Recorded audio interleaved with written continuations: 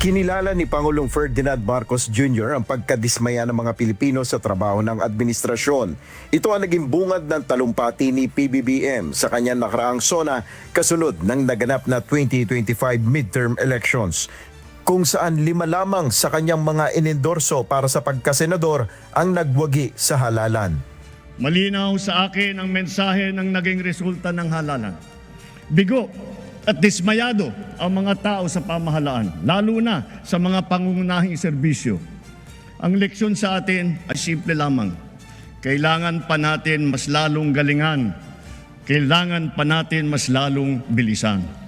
Nangako ang Pangulo na palalakasin ang mga programang direktang makakatulong sa mamamayan upang matugunan ang kahirapan at makalikha ng mas maraming trabaho. Naganap rin ang ika-4 na SONA matapos salantain ang bansa ng sunod-sunod na bagyo na nagdulot ng malawakang pagbaha. Sa kanyang talumpati, ibinulgar niya ang isyu ng umano'y pagtanggap ng ilang politiko ng kickback mula sa mga proyektong pinondohan ng pamahalaan. Kitang-kita ko na maraming proyekto para sa flood control ay palpak at gumuho. At yung iba, guni-guni lang. Huwag na po tayo magkunwari. Alam naman ng buong madla na nagkakaraket sa mga proyekto.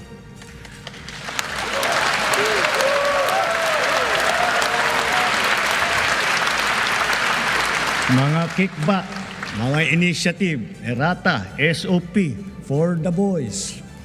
Kaya sa mga nakikipagsabwatan upang kunin ang pondo ng bayan at nakawin ang kinabukasan ng ating mga mamamayan, mahiya naman kayo sa inyong kapwa Pilipino.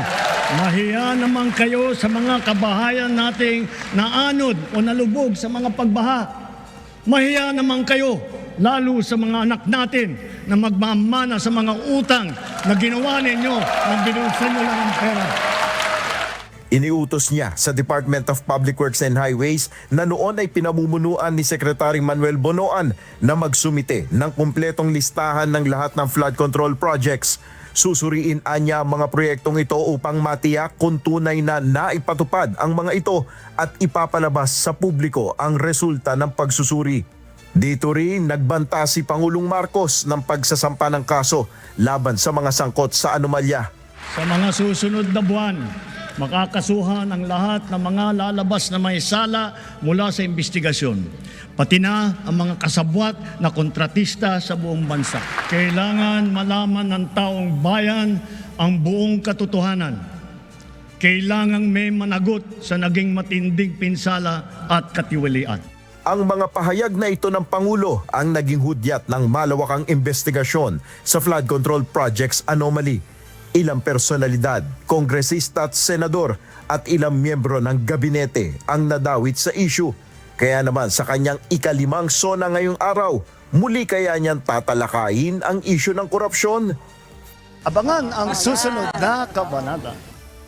Del Maribuhok, humahataw sa balita ngayon.